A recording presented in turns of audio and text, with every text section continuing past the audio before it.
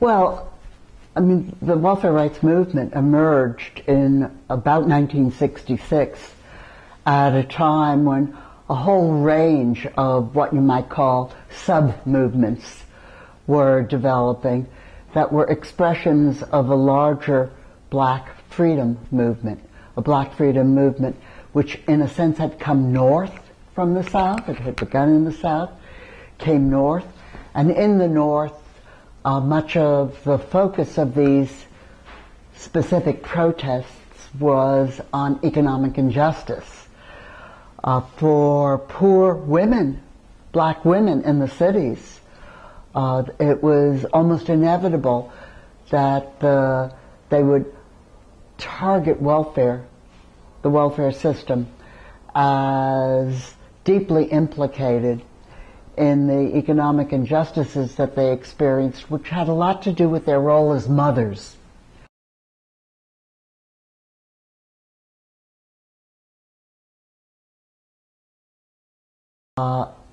And this despite the fact that we had a welfare system on the books that was supposed to provide a sufficient income for subsistence for women or men raising their children alone. But the welfare system was rampantly illegal in the way it actually operated. It turned people away. It gave them bus tickets to go back to South Carolina or Alabama instead of processing their application. And even when people did get on the rolls, they were subject to inquiries, inquisitions, and investigations that stripped them of any pride, that were very insulting, that were very demeaning.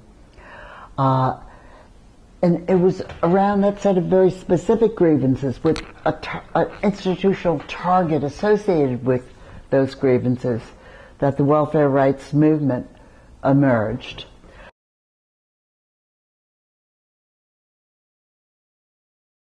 Now, I learned about welfare through my work in what was, I think, the first poverty program in the United States, Mobilization for Youth.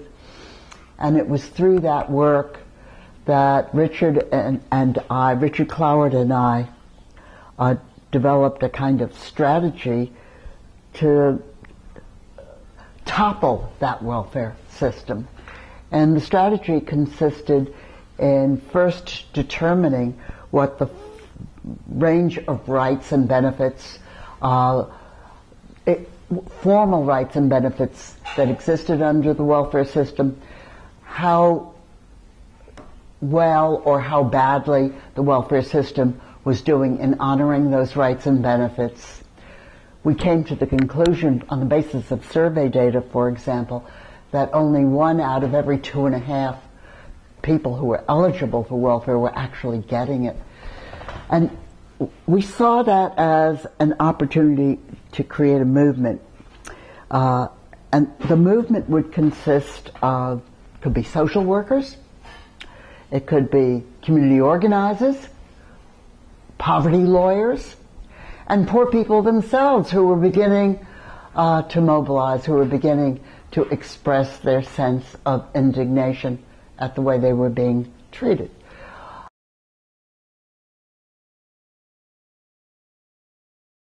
The movement was remarkable, I feel in retrospect, for the way it helped by bringing poor women who were always insulted together to talk about their situation, the way it gave them dignity, empowered them.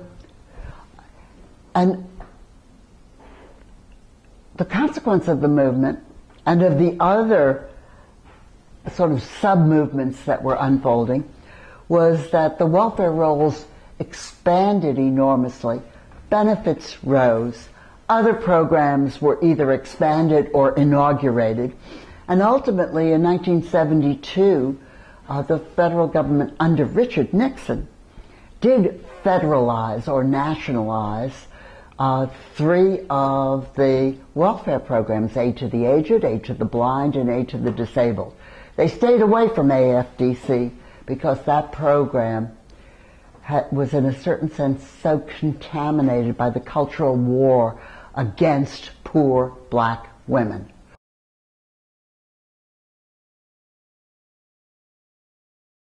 So the welfare rights movement has to be counted, like most movements in American history, as a partial success. We never win what we wanted or everything we wanted. We don't win it in exactly the way we had hoped. But people won something. And the most insulted and demeaned people in the United States were responsible for those victories. Now, time went on, the Republicans and the business right gained power in the United States, and as they did, and as their politicians and the Republican right generally worked out strategies for displacing Democrats, making the Democrats a kind of minority party, welfare became very important again because they targeted poor women of color as the scapegoats, and with the consequence that millions of young black and Latino men are now incarcerated, with the consequence that you can't walk the streets in some neighborhoods without being exposed to stop and frisk. But what was done to poor women was truly horrible.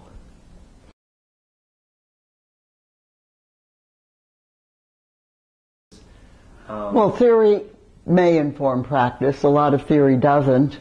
And practice informs theory.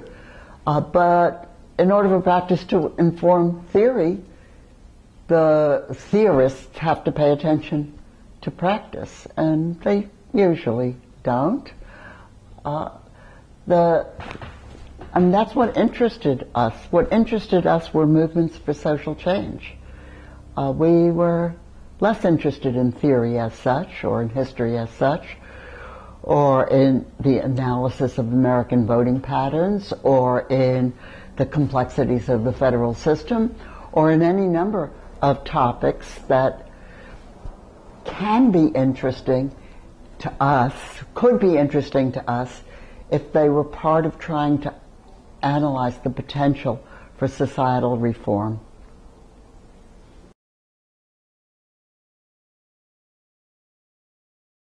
So people in the academy were not particularly supportive.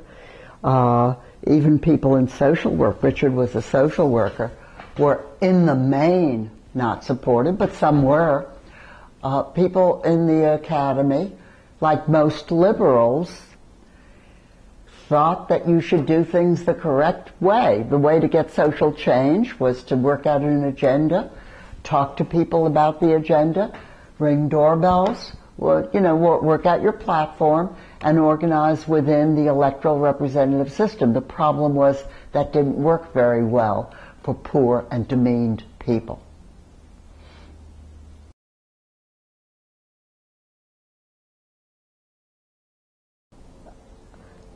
I don't think there's a model for the specific elements of that theory, which included the dynamics of the National Democratic Party, the dynamics of movements, the discrepancy between formal and legal program and its actual practice.